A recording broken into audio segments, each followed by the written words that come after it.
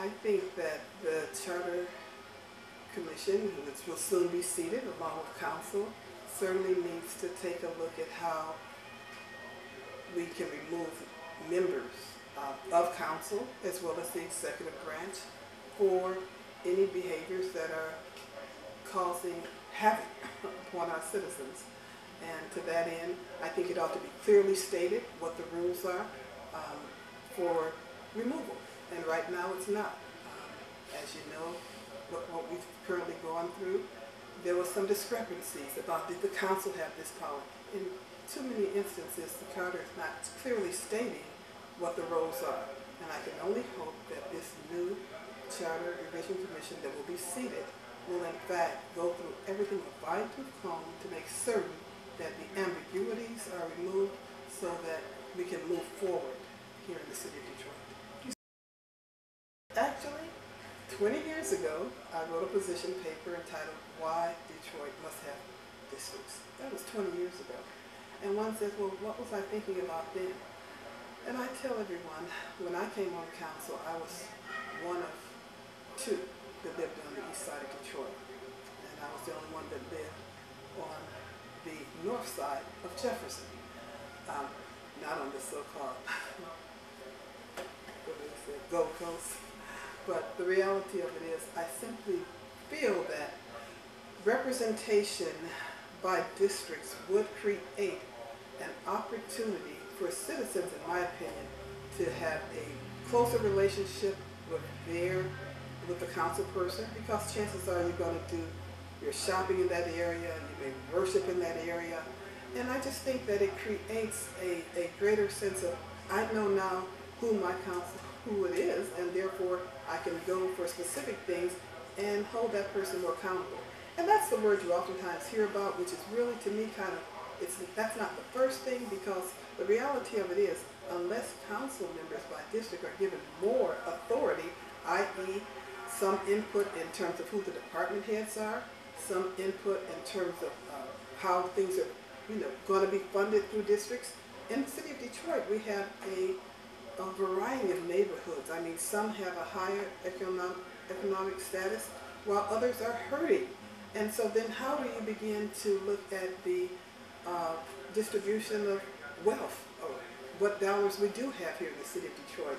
That has to be really, I believe, gone through in a manner that does not allow for districts that are in a situation where they're hurting to be left out.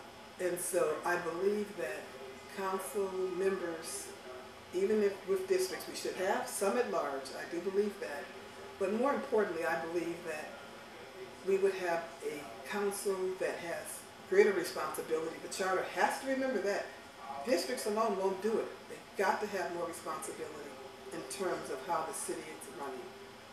And that includes who's appointed to various department heads, how resources are going to be distributed, and how can that be done in a fair manner, considering the difference in economies in various neighborhoods. Well, I know generally where you have districts that is the case, but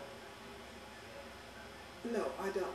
I believe that we can manage it if the council is given the types of powers that they should have in a district setting.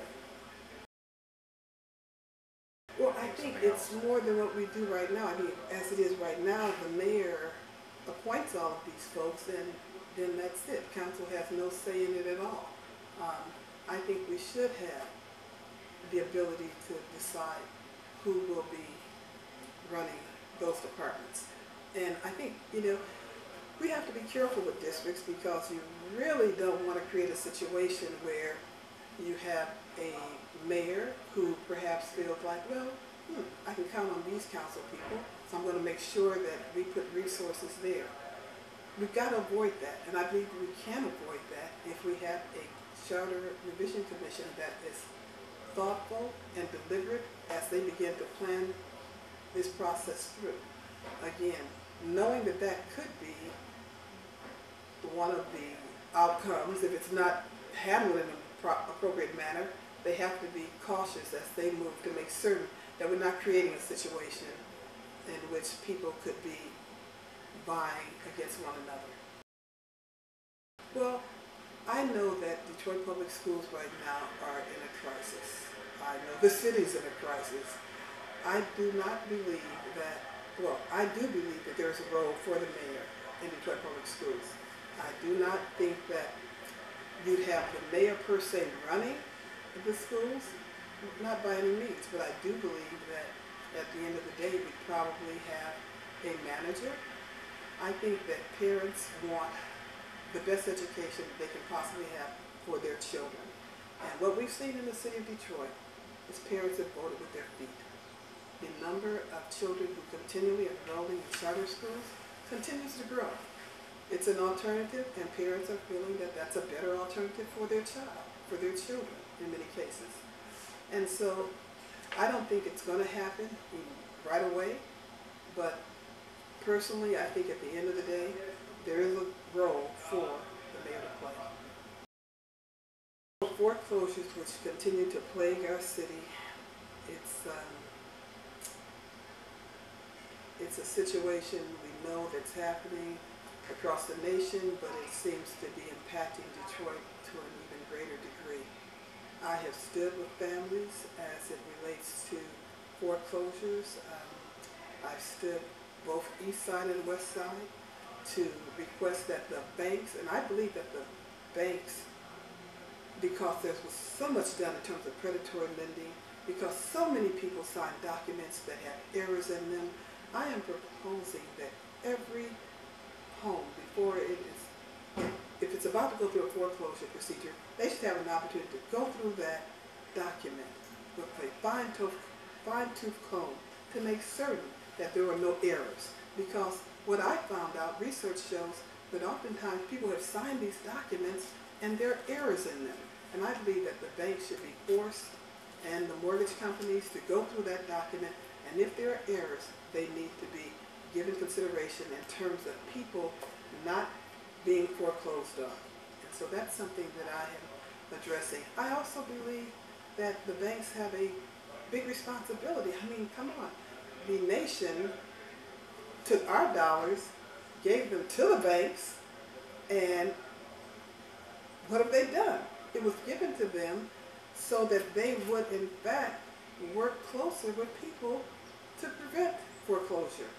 They haven't kept their end of the bargain, and that is unacceptable. And I think we've got to be more deliberate when it comes to recognizing that far too many homes have already been foreclosed upon. They say, and I hate to hear that, but that we haven't seen the end of it, and that it's probably even going to get worse. And I believe that the initiatives by council members and to make certain that the banks fulfill their responsibility, we have to stay on that. We've got to be dogmatic about that, because this city cannot survive with people, with whole blocks, or the continuing number of foreclosures, because as you well know, every home that's foreclosed upon hurts the value of the house next to it, the house around the corner, and it's just a ripple effect. And it's something that I believe that we in government have to take a bigger responsibility.